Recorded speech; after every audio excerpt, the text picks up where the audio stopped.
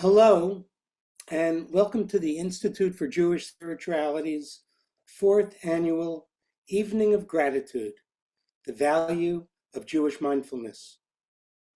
My name is Marvin Israelo. I'm honored to be serving as the chair of the board of directors here at IJS. Thank you so much for joining us tonight. As many of you already know, IJS programs offer spiritual practices, Jewish spiritual practices. And we use these practices to cultivate awareness and to connect with greater authenticity to ourselves, to others, and to the source of all that is. Our spiritual practices invite us to access the deep of our tradition and to nurture our connection with Judaism. Through retreats, cohort programs, and online offerings, we facilitate communities of practice in which thousands of people learn to live and lead with a sense of sacred purpose. We do this through mindfulness meditation, prayer, Torah study, yoga, and more. Tonight's program is a celebration of the people in our life who teach us, support us, and inspire us. It's an opportunity to reflect on all we have to be grateful for. We have a brief spiritual practice, a timely conversation between three amazing thinkers, and a song performed by Rabbi Deborah Sachs-Mintz.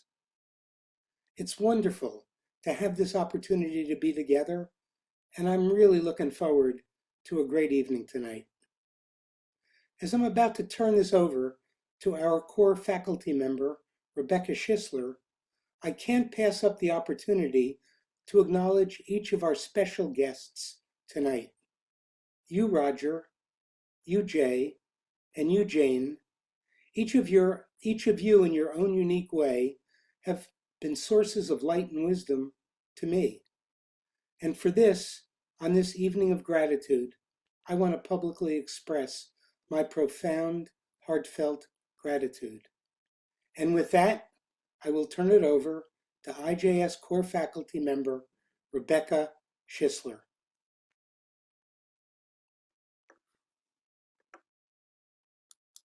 Thank you.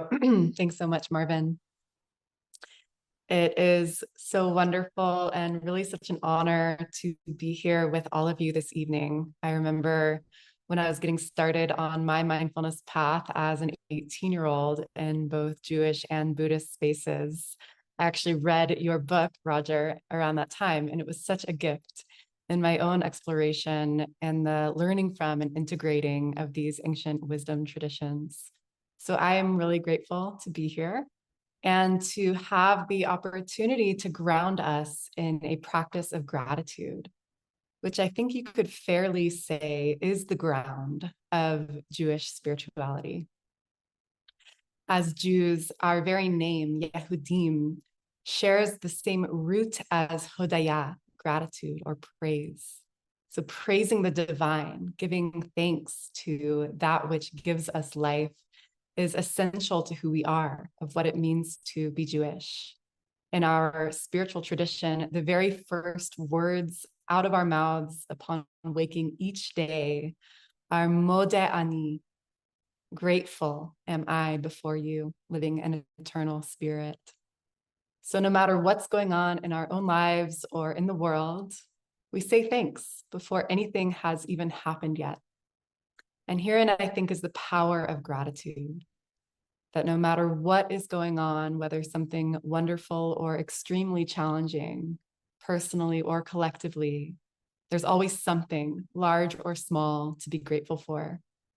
And touching in with that is a gateway to the heart, as our gratitude always connects us to that which is larger than ourselves, that which we are in relationship to. And so here in this moment, as we begin our evening, I invite you to take a few minutes to bring to mind and breathe into one or two things that you are grateful for right now in your life.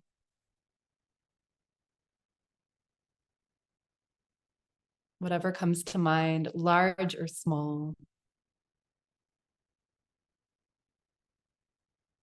See if you can touch into that felt sense of gratitude for that which supports your life in some way.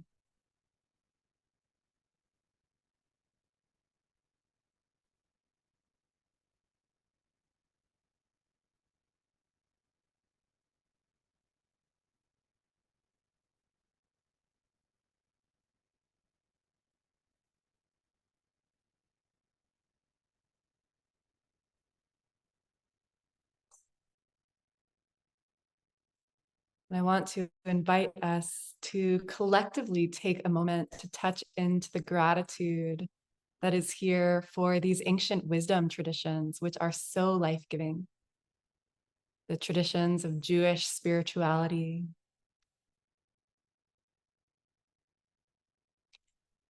the traditions of mindfulness in its many streams, especially from the Buddhist tradition and other wisdom traditions, which have carried precious truths and guidance as to how to be human in a beautiful and sacred way through the generations.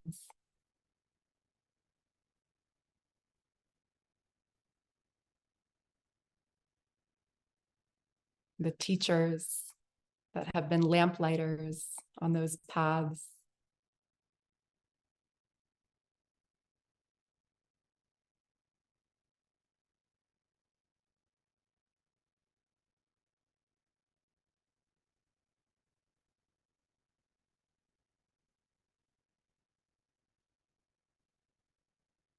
And finally, let us take in this community, this kahal. If you'd like to, you can look through the Zoom pages. You can scroll through at these folks who are here on the screen with us, or as our beloved teacher Sylvia Borstein said last year, who are inviting us into a glimpse of their home here on Zoom. And let us touch in with the gratitude that is here, that we get to be a part of a community of practice with fellow seekers on this sacred path.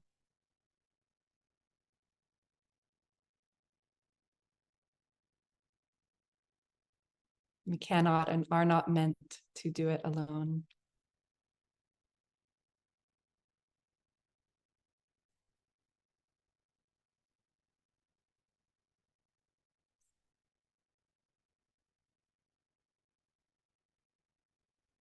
It's wonderful to see your faces and feel your hearts through this virtual space here. Thank you so much for being here. And I'll turn it over to you, Josh. Right. Right. Thank you. Thank you so much, Rebecca, for such a beautiful practice and for grounding us in gratitude tonight. And it's so great to see everybody here. Thank you for joining us so much on this special evening. Tonight's conversation is one that I have been looking forward to for a long time, pretty much since I started at IJS 4.5 years ago. Like many of us here tonight, like Rebecca just related, reading The Jew and the Lotus was such an important part of my own journey into Jewish meditation and mindfulness practice.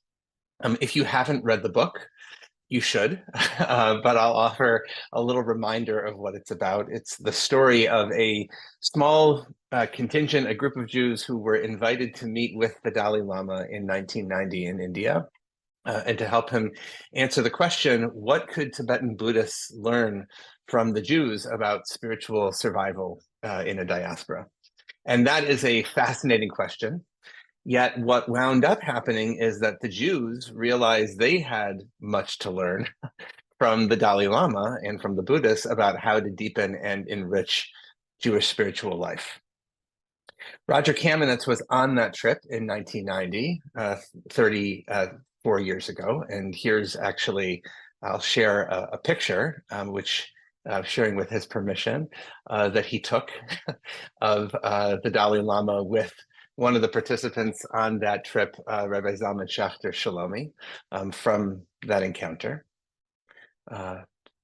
So that's taken with Roger's camera.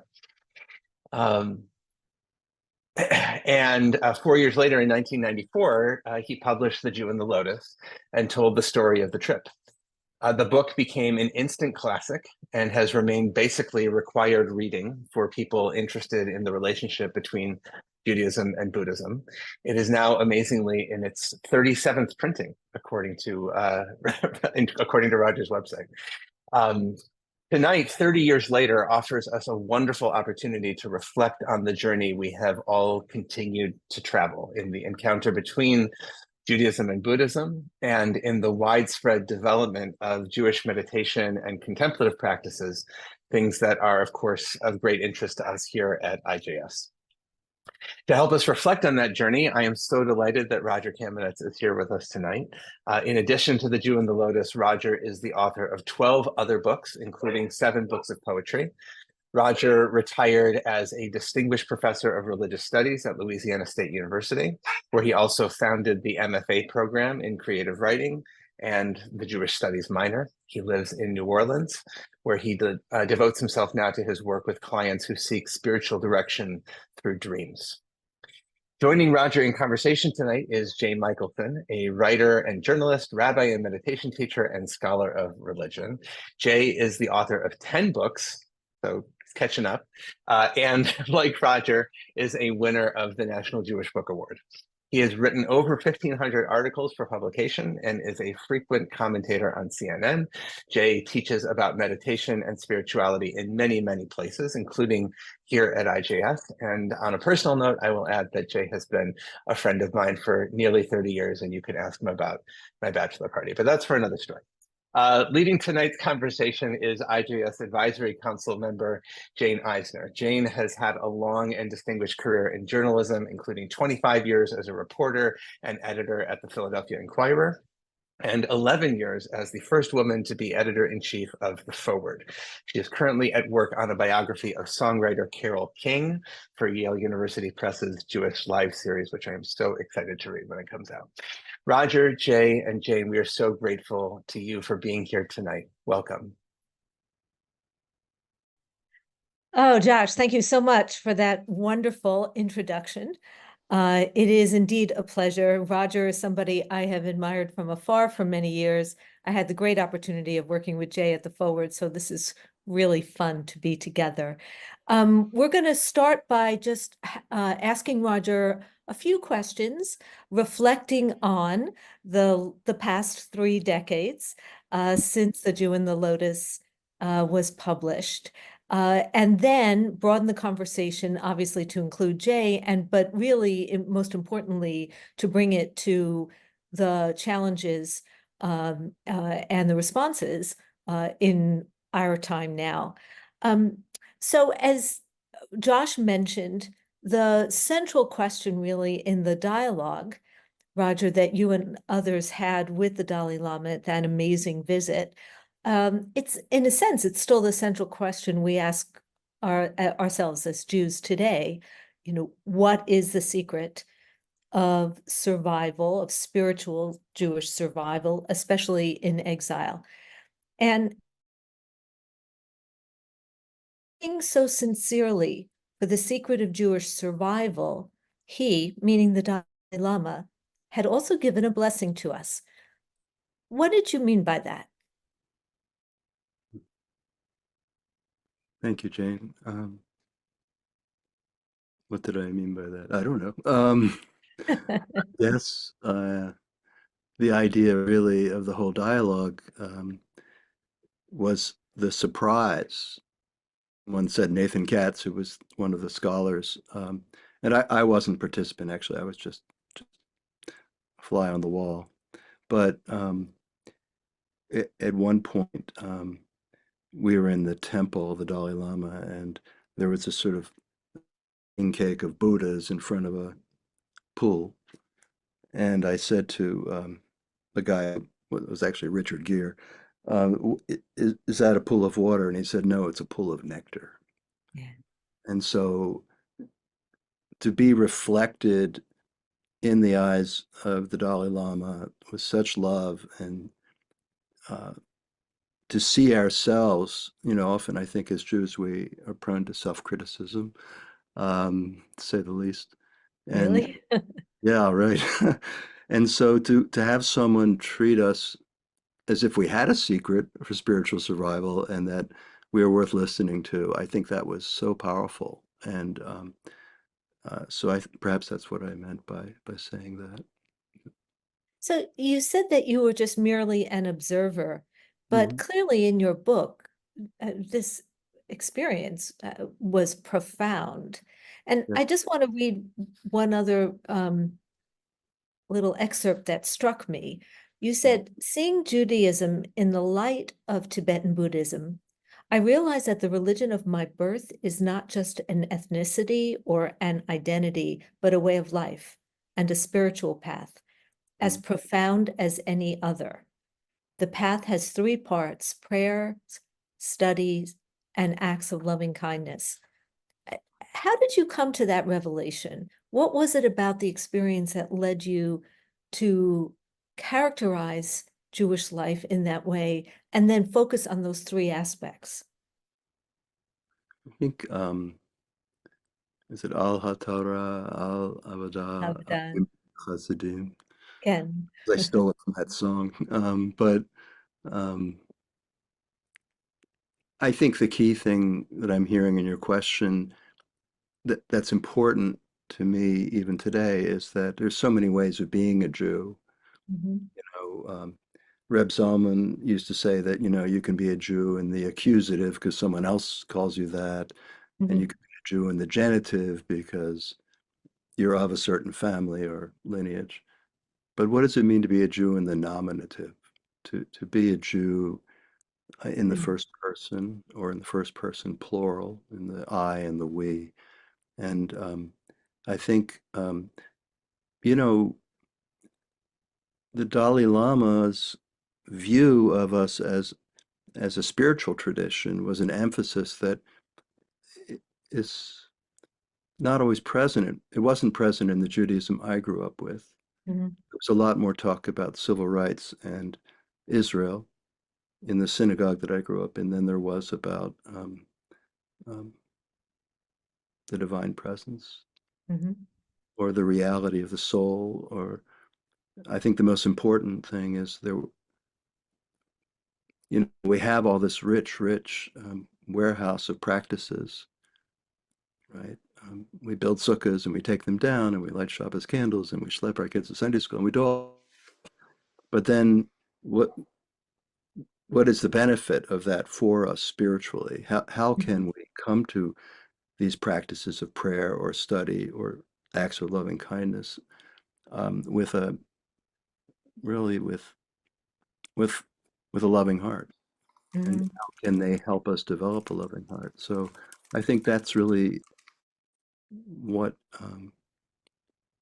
we picked up from him and his community. I think that was so important, not to look at Jewishness from the outside, but to see into the life of Jewishness. Did you think that the aspect of the sort of central question, not just what's the secret of Jewish survival, but what's the secret of Jewish survival in diaspora, in exile, how Mm. did that play out for you? Well, I think that the participants had very different views of that. I think Mhm. Rabbi Yitz Greenberg was really focused on a kind of practical way that we could help the Tibetans in their struggle with China. Mhm. Um, I think Rabbi Jonathan Omerman, who came to speak about Jewish meditation, was focused more on the inner. And one of his comments to the Dalai Lama was that we have a problem in the West. The work of spiritual transformation, which we view as holy work, has been stolen from us by the psychiatrists. No offense to any psychiatrists here, but in other words, that we view our personal problems, our anguish, our anxiety, as not as red flags that tell us, oh, I need to go deeper here. I need to find Mhm. that underneath and understand where that's coming from, but rather review them as symptoms to be cut off and medicated and gotten rid of. So I think that, you know, God is in the symptoms, but we've been kind of covering them over. And so I Mhm. think so there are many views, Mhm. really depending on who you'd ask. Mhm. So I am not suggesting that you suddenly write a new chapter to this book, but Mm, looking back on the decades since, no. are there any things that you would add, that you would take out? Is there some way in which you think about this differently? Think about that experience that you chronicled differently now. Mm. Well, when you write a book, I think we have it backwards because we write the book and then we go out and I was talking to people and getting questions. And if I'd had all those questions before I wrote the That's book, we would right. have a better book. But I I think the features of the book are, of course, the dialogue and maybe for some people the fascination of comparing the two traditions where they line up and where they're very different, and then also the intra-Jewish um, conversation and conflict in many Yes. cases that's also portrayed there. I think both of those were valuable. Uh, Mhm. you know, when I speak, I think I notice there's a huge difference between my view of what the book says and when I then read it, it's quite different. So, um, but yeah, I would probably, well, I am writing it differently. I'm working on a book right now called Seeing into the Life of Things, and it's about gratitude practice in relationship to memory, dreams, and prayer and visualization. So, and perception. So, I think that still has its roots, and my work with dreams has its roots in that dialogue as well. Everything kind of stems, everything I've done since really, except for the poetry, has come Mhm. from. No, well, thank you. So I know that you and Jay have become not just friends, but kind of intellectual soul companions. So I definitely want to bring you into the conversation now, Jay. It just seems that um, the moment that we are in now, I suppose humans always think that they're in the hardest time, but there's a lot right now. I mean, we've got this wrenching conflict in Israel and Gaza. We have divisions and threats in this country. There's polarization, there are mental health challenges, climate change, and I'm sure there are many more things that are weighing on us individually. And so I just would like to start to talk about how mindful language and words, mindful prayers and intentions can address these kind of challenges, and how we kind of bring ourselves into this moment with this rich tradition that Rogers so beautifully explained, and how that can really help us with today's challenges. Thanks, Jay, Jane, would you and like to thanks. start? Sure, and just yeah, thank you, and thanks to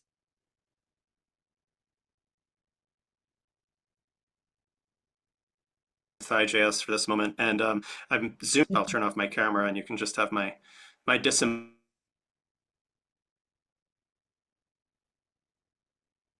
Hmm. This is a time for silence, I guess. Yeah, for me. Oh,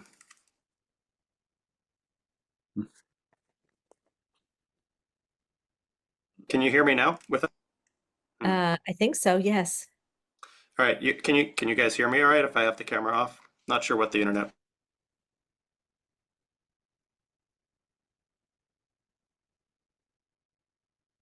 problem is, but that will usually help it. That is frustrating. So if you guys can't hear me, you should continue. Uh, Jay, why don't you start and we'll make sure, we'll let you know if it's not working. Okay. All right. Hang on one second. Let me fix something on my end. Okay. You hear me now? Hope so. I'm not. Okay. All right. Um, I think we're seeing there is this common perception, I think, that spiritual practice is a nice decoration to life, but maybe the real stuff lies elsewhere.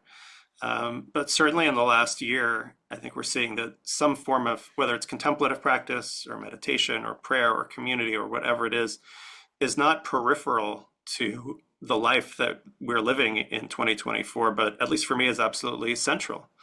I mean, we're seeing an unprecedented mental health crisis in this country, even before, even just in general, let alone with the Jewish crisis, right? Obviously, we've seen in the last 8 months so much pain on all sides of every political spectrum, and so much reactivity, coming from that pain and coming from acting from that trauma and speaking from that trauma.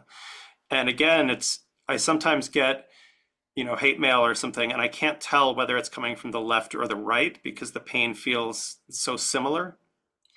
And that for me points to this profound truth that I think is true in Jewish spirituality and Jewish mindfulness, that in order, when I first encountered Jewish meditation, it was like the way to fulfill the Jewish mandates, both ben adam lechavero, ben adam lemakom, both between human beings, how to be a somewhat better person, and how to have more sacredness in my own life and appreciate the holy and more gratitude, like tonight. And so for me, like, I often reflect that I can't imagine what it's like going through a period as difficult as this one without some kind of spiritual practice, which could include art, it could include therapy, it could include a lot of things under that umbrella. But I just feel, when we were asked to think about something grateful that we're grateful for in the beginning, I thought about meditation practice and contemplative practice itself as a thing that I'm grateful for. So for me, there's to be an effective citizen, activist, human requires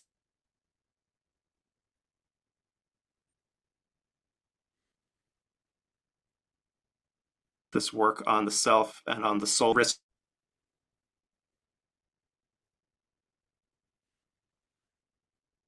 turning on my camera again.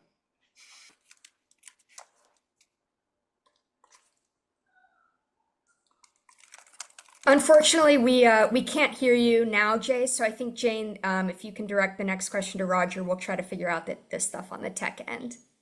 Oh, absolutely. Thank So you. thank you. I want to pick up though on what we heard from Jay, because it speaks to the urgency, the necessity of these sort of practices.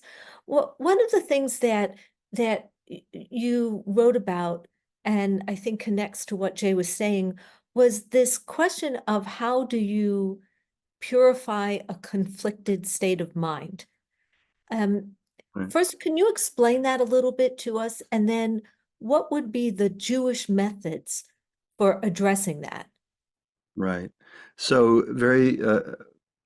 while the group was preparing for the first meeting with His Holiness, Michael Saltman, who along with my dear friend Mark Lieberman, who's since passed on, organized this event, and with the support of the Nathan Cummings Foundation, Charlie Halpern, and those folks made it possible. But Michael came in, and he had been a personal student of the Dalai Lama's, and he brought a question from His Holiness to us, which was, can you, this was really a second question, can you tell me what we, in Tibetan Buddhism, we have a meditative practice, visualization, tantrayana.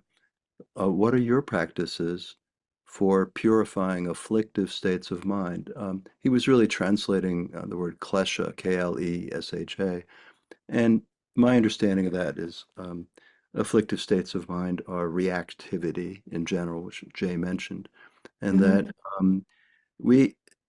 this is really an important question and something I've been thinking about ever since. And, what are our practices as Jews to purify afflictive states of mind? And I think the work that IJS has done that's so important is to, in some ways, focus on a quality of mind that I perceived directly in meeting the Dalai Lama with the others, which they called a quiet mind.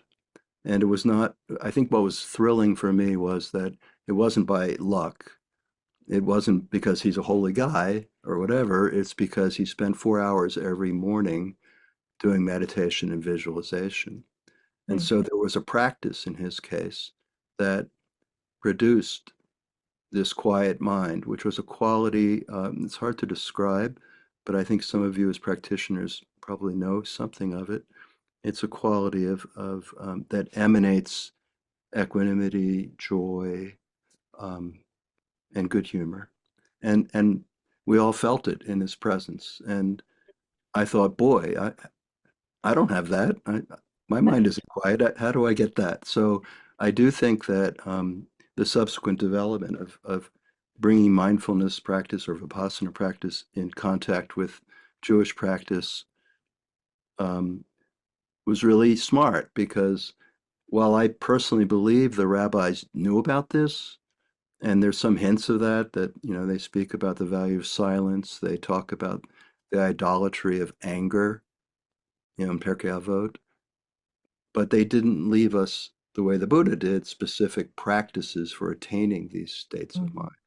And so I think the focus on attaining a quiet mind and bringing that to our Torah or to our prayer is very important, because I think we're seeing that play out today, that if you have an afflicted state of mind, if you're full of rage and resentment and anger, you're going to read out an angry Torah.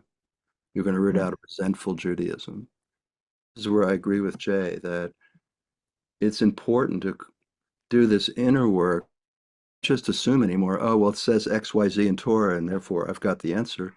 Because if you have an afflicted state of mind, you're going to spit out, you're going to twist that, you're going to make it, you're going to pervert it. And I think we're seeing that in play right now.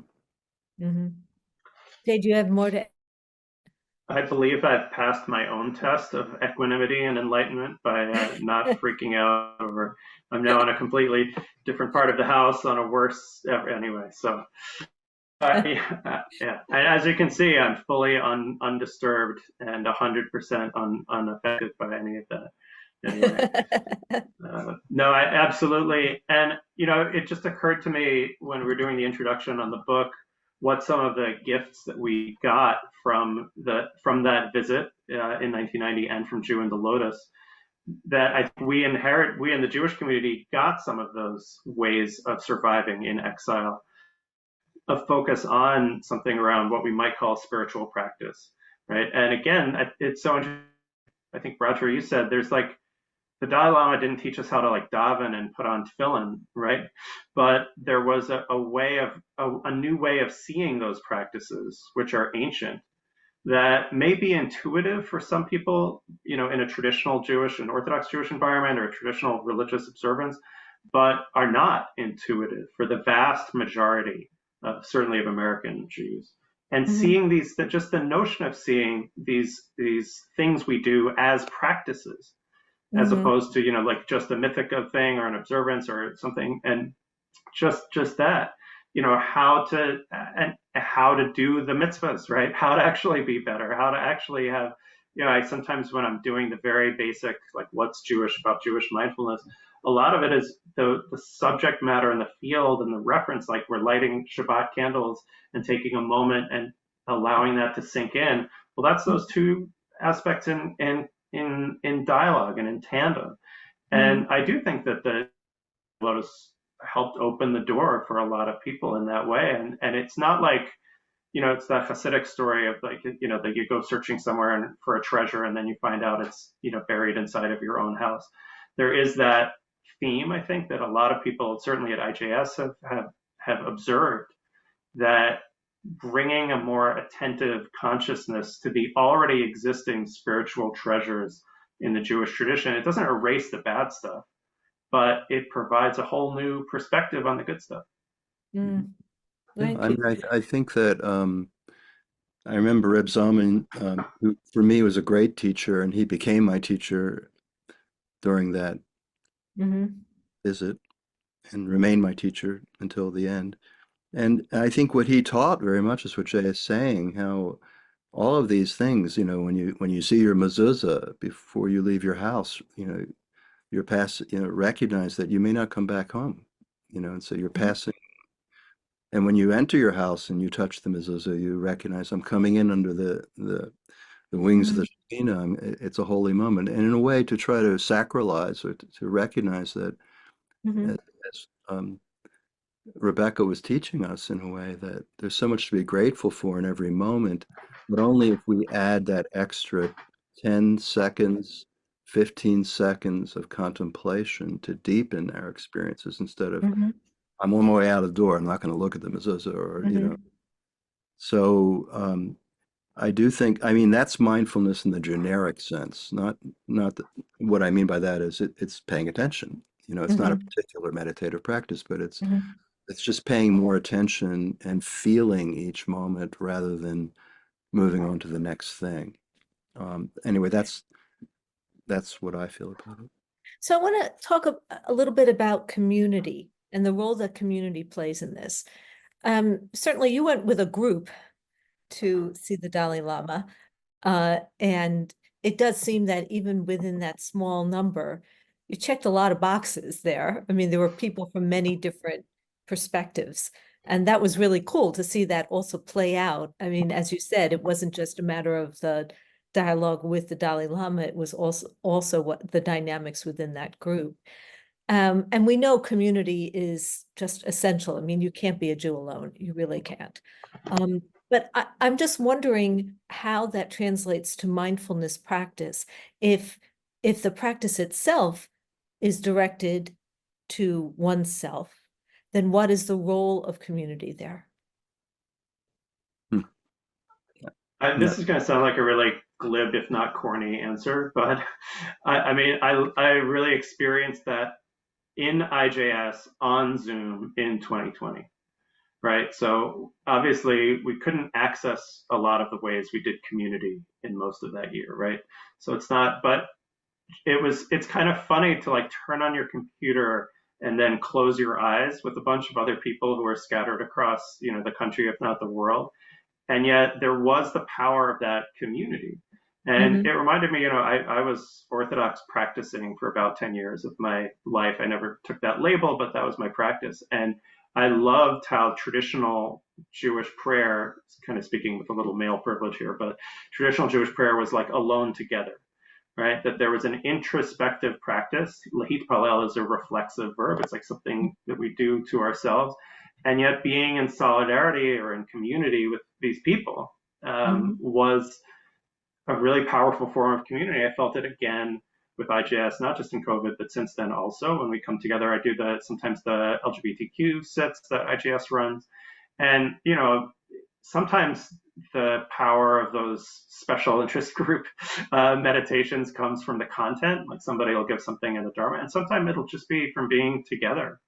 And I certainly know, you know, we find because I've said this to Josh before, like, you know, there are 2 or 3 organizations that I wish were larger than the Federation, and IJS is one of them. Like, I just feel like, right, this is not a fundraising pitch. It's actually what I think. And until that happens, there's still the sense of like finding your fellow travelers. And that sense of community is really juicy for me. You know, when I visit, if I'm a scholar in residence somewhere, and then you find the 3 people who were in the Jewish meditation circle, and it's having that practice in common, even if the moment of meditation is solitary. But there's even the vibe, you know, and it's interesting that it did for me. And who knows, it's, you know, projection, imagination. Roger's a big fan of imagination anyway, so I don't mean to diminish that word. But imagining those bonds, even on Zoom, you know, particularly when other bonds were cut, was immensely powerful. It was really beautiful. Do you think that community can also help address this sort of question of purifying an afflicted mind?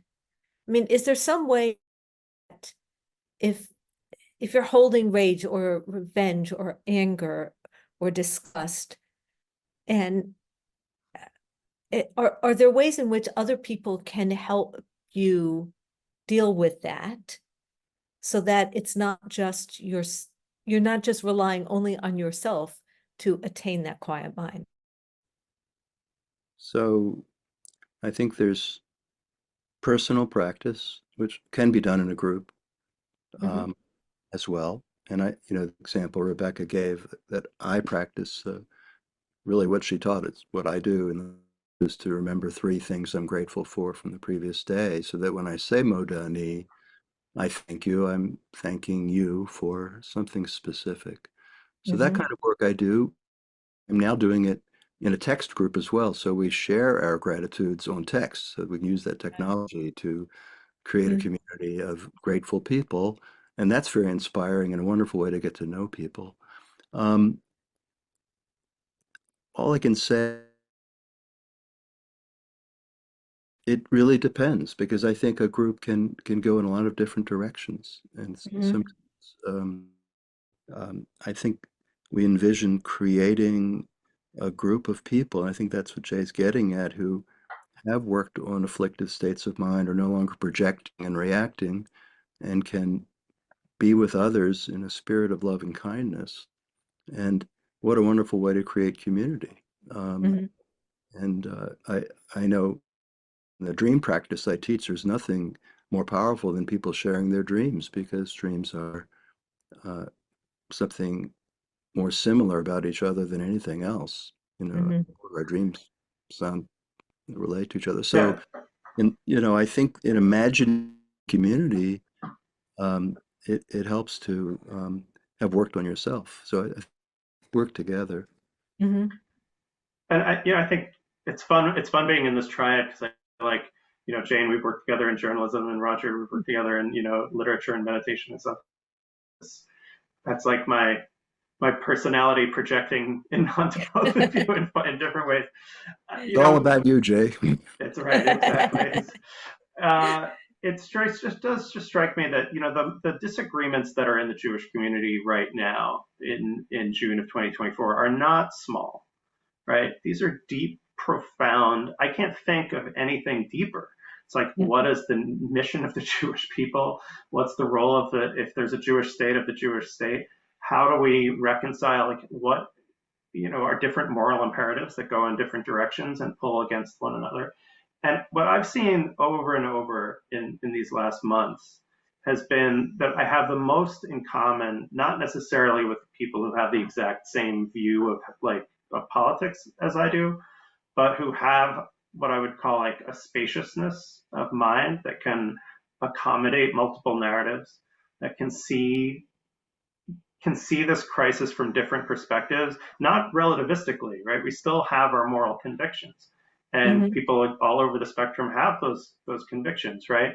But there's just a sort of an openness and almost a humility. I mean, maybe it's not just even an intellectual humility, but it's an emotional humility, knowing how much pain I'm in and knowing that this person may not see that pain because they're in their own narrative, but still being able to share a space. So I feel like I maybe hit this point earlier, but it's not that the community that I hear Roger talking about is not a Hakuna Matata kumbaya community in which we just paper over whatever our differences are and we all get along because everything's awesome and we're high on meditation anyway.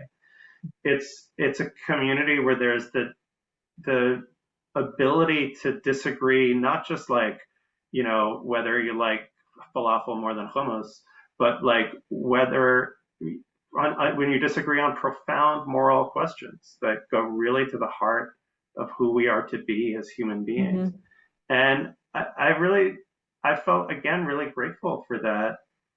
And again, I mean, I do have friends, not just like colleagues and associates, but friends who are in really different places than I am politically. But sometimes it's easier to coexist with them if there's that openness than even with somebody I might agree with, but if they're sure that theirs is the only possible moral position. So, and most of those people aren't IJSniks necessarily, but there's that I think it's about cultivating that mental, emotional spaciousness and capacity that can really be with intense pain and rage and not repressing those things, but also not letting them drive the bus. So, so much of this conversation, of course, began with where we began, and with the Jew and the lotus. And I'm just wondering if over the years, there are ways in which you have seen Tibetan Buddhism practices reflected in Jewish mindfulness and spiritual practices. And are there any examples of this sort of dynamic going in the other direction too? Not that I know of. I think the summer camps, though, right? Didn't it like a lot of the Tibet, like they really loved Camp Vermont, as I recall, Yeah, and Blue. that got operationalized. Well, Blue Greenberg was instrumental in making that happen. But that's a long time ago, and I suppose it's continued because one of the concerns is if we were living in exile, how do we keep the kids engaged? Mhm. I think there's a hidden treasure there. I mean, for me, it led me to investigate dreams because, like the Tibetans, the Jews are people of the dream. I mean, our Mm. Torah, the book of Genesis, is the primordial dream book in the West. Mhm. And so I feel that just as, in a sense, IJS sort of adapted the key thing about meditation, which is attaining the quiet mind, but not necessarily bringing in Tibetan practices, which are somewhat recondite. I mean, they have images, and I mean, if you're Tibetan and you're dreaming about, Manjushri, it's because you've seen Manjushri, you know what Manjushri looks like. This is the image of wisdom, the Buddha of wisdom. But for us, you'd have to learn the name and the image. It wouldn't make a lot of sense. So, it I think the same, I would just like to suggest, and no one's listening to me about it, but I still think it's true, Here's your that, chance yeah, to hey, persuade us. that the equivalent of a visualization that the Tibetans practice in Tantra is paying attention to our dreams. And Mhm. again, we have a lot of resource in Jewish lore and the rabbinic dream book, Barachot 55b, and and I wrote a book, The History of Last Night's Dream, about it, and there are other, Joel Kovitz wrote about it. So there's a lot of possibility of using imagery. And I know that touches on maybe a third rail here, but in a sense, I think we can learn from that something of why the Tibetans pay attention to dreams and to imagery and what we might bring of visualization in particular as a practice into Jewish meditation. Can I do a 2-minute nerd out for the like hardcore Buddhist meditation nerds who are on the Zoom? Because I know there's like Rebecca just went like this. I know there's a few of us there. I do think there's a really interesting moment over the last 5 to 10 years where a once obscure Tibetan practice known as Dzogchen, which is kind of resting in the primordial awareness, which maybe makes no sense, but that's the phrase that's used, has kind of found its way to connect with Jewish theism and with a Kabbalistically infused Jewish theism that's non-dual and that has a spacious awareness that is also some connection to the divine, which is what is, that Yud-Hey Vav-Hey, what was and is and will be. And I don't, as far as I know, correct me if I'm wrong, Roger, but I don't think that was a fruit of the Jew and the lotus tree exactly, but it was part of this larger interchange that's happening. And it's interesting because I think in the common understanding, people think like Buddhism is non-theistic, but obviously Tibetan Buddhism is polytheistic, multi-theistic, non-dual theistic. There's a lot of theists, and so there's actually interesting, and there's a lot of devotional practice in Tibetan Buddhism that can function a little mindfulness space. As Roger said, there's kind of an AZ problem, a Bodhizara, there's like an idolatry problem, but a lot Tibetans use chant and poetry are analogous to ways that Jews for hundreds of years. And so there actually is this kind of interesting, there's a million, that was the nerd out. I'm done with that. It's only 2 minutes, but there are these many interesting interchanges and ways in which these traditions are interacting. And again, not wanting to sound like an advertisement, but IJS is part of that. The Jewish mindfulness is itself, right? This is simultaneously very old and very new, which feels very Jewish. And it's one way of relating to these different traditions, which is a good way for me to plug this article that I just put online, and I'll put the link in, about the different ways in which Jews and Buddhism interacted, because there's certainly not one way. And I think what's developing in this community is one of the really interesting ways. So I just attended a shrift for Eve Ilson, who studied with Colette Abulker Muscat, who I talk about in the history of last night's stream. It was a Kabbalist in Jerusalem from a very old tradition of Girona, not of Zohar, and who taught visualizations. There's a teacher in New York, Catherine Shainberg, who follows on her. And I would also mention the dialogue,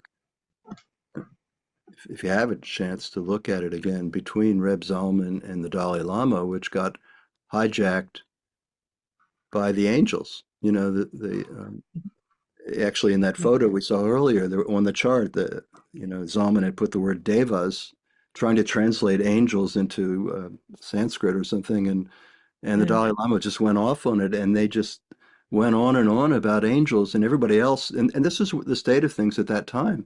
The other Jewish folks were saying, oh my God, he's going to think that we're really into angels and we believe all this stuff. And the truth is that the whole imaginal realm, we're so primitivistic about how we understand these things. We're so literal minded that we can't give credit to our ancestors that maybe they had something called imagination, and that they understood angels not in some literal sense the way we do today, so banally, but as an imagination that we needed to close the gap between ourselves and the Ein Sof. I mean, how do you close that huge distance? And you know, how do you pray to a God that you can't visualize? How do you have intimate relationship without images? So this whole area of both the delight that both Reb Zalman and Dalai Lama took in this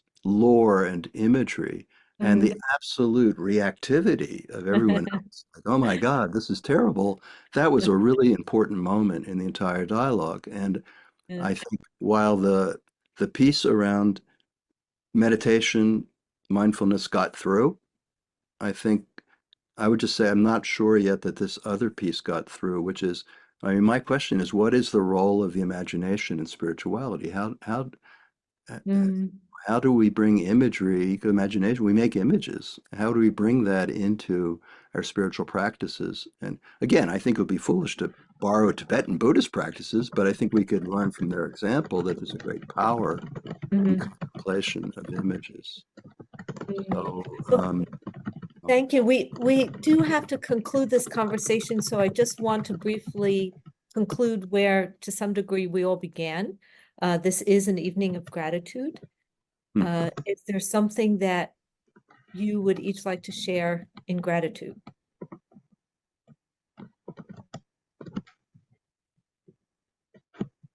well, I'm just very grateful to be here and moved that you wanted me to come, and I feel grateful that I was able to.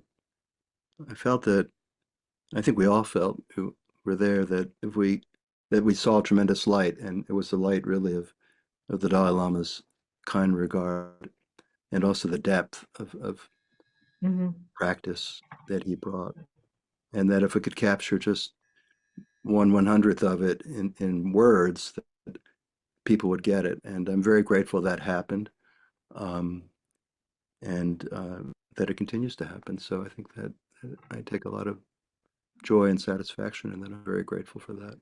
And I'm grateful to Jay and to you, Jane, and to everyone else. So thanks for coming. Amen. I have a sort of out of the box answer. I was listening today to an episode of a podcast called The Emerald, which is about esotericism, animism, myth, and imagination. A remarkable long podcast. And this particular episode which just dropped, is a lot about the wanderer and the search for lineage. And it's funny, obviously we have the image of the wandering Jew. What that episode brought to mind was this gratitude actually for being in a Jewish lineage, however half invented and half imagined, that is really rare. in contemporary postmodern America. That, you know, it's often a conundrum. Certainly over the last year, it's felt like a burden sometimes more than something to be grateful for. But it really, then the ability to be in, and this welcomes, obviously I also want to include especially Jews by choice and people who are Jewish adjacent, that there's this opportunity to be part of this strange, infuriating, multifaceted lineage that's been going on for thousands of years. That itself isn't something to be taken for granted. And I do think it's a lineage. Rev Zalman, Roger spoke about many times, used to talk about the difference between restoration and renewal. Restoration is like the idea that we can like make Judaism great again, you know, if we just were to go back to some past time. But renewal for him was is not that, but saying like, well, here's the search for the usable past that we can. Here are the tools that we can bring in and renew in this day. And that's I don't mean to be lineagey in a fundamentalist way, but rather an anti-fundamentalist one. And I'm really grateful for that paradoxical opportunity to belong to the non-belongers and to find a place at home with the fellow wanderers. Well, thank you both. I am personally grateful for all that you've taught me this evening, and also the ways in which you've inspired me. So thank you. I now have the pleasure of turning this back over to Josh for the rest of our program. Thank you both. Thank you both. Thank you, Roger. Thank you, Jane. Thank you, Jane, for such a thoughtful and enlightening conversation. As I said earlier, this is a conversation I've been looking forward to for a long time, and I'm so grateful to the three of you for such a meaningful and illuminating reflection. This kind of Torah has grown so much in the last 30 years, and tonight we celebrate and offer gratitude for that.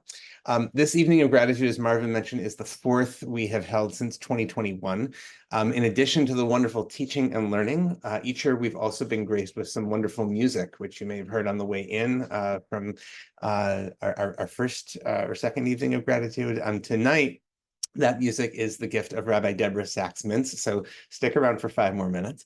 Rabbi Deborah Sachs-Mintz, who's one of the leading Jewish musicians in the world today. Deborah serves as director of Tefillah and music at the Hadar Institute. She is a co-founder of the Rising Song Institute and has collaborated on over 24 albums with a diverse array of voices in the Jewish soundscape, as she puts it, including 2 albums of her own original music. So we welcome Deborah and thank you for joining us tonight. Hi everyone, it's really great to be together. We're going to sing a song that moves us between spaces of fear and joy, celebration and grief, and back again, because that's the work of life.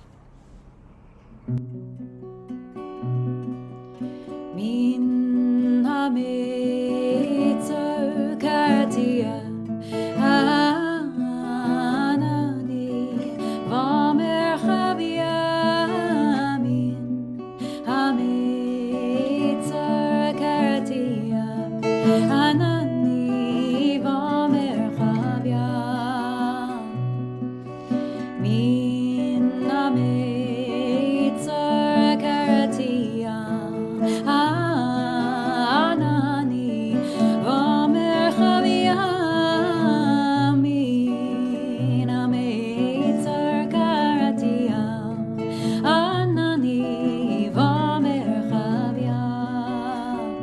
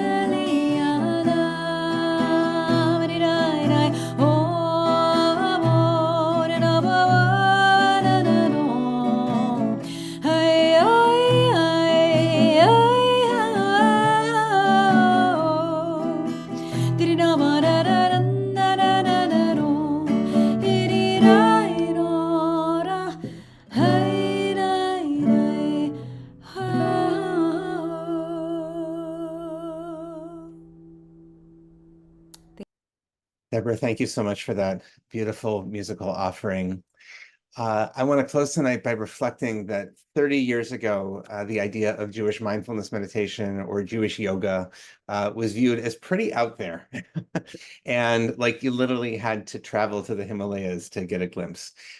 Today, thanks in no small part to the work of IJS, you can find this kind of teaching and practice in hundreds of synagogues and communities in North America, in Israel, and around the world.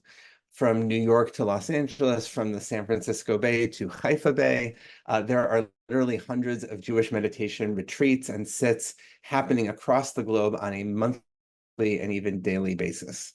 Our own free online offerings from IJS that began in the pandemic and that have continued and grown, our podcasts, our weekly yoga studio, our daily sit for everyone, and our monthly sits for young adults, Jews of color, LGBTQ Jews, you can find Jay there, will reach over 250,000 users this year, which is amazing, 250,000 users. It is a changed world, and we have so much to be grateful for our teachers who pioneered this trail, for the students who have become teachers, for all of you who have contributed time and energy and money to support the work, and for everyone who has contributed the gift of your presence and the openness of your heart to study and practice Torah and Jewish life in this rich, deep, full-bodied way. Thank you. I feel like every year for the last several years, we've been saying our work matters now more than ever. And the reason we keep saying it is because it continues to be true. The Torah and practices we teach here at IJS help so many of us to show up and respond to life's enormous challenges more mindfully. I know that because of what I have learned and continue to learn at IJS, I am a better partner, parent, leader, citizen, and human being. And I expect you feel the same way. Our vision at IJS is a world in which Jewish spiritual practice is a vital part of Jewish life, leading to compassion, justice, and peace. God knows we need more compassion, we need more justice, and we need more peace. Because of our work at IJS and because of your participation and support, we are making the world better, mending and repairing it one action, one breath at a time. So let's keep going together. Thank you so much for joining us tonight. If you are so moved and want to make an additional gift tonight, the link to do so is in the chat. Thank you for joining us. We look forward to seeing you again soon. Good night.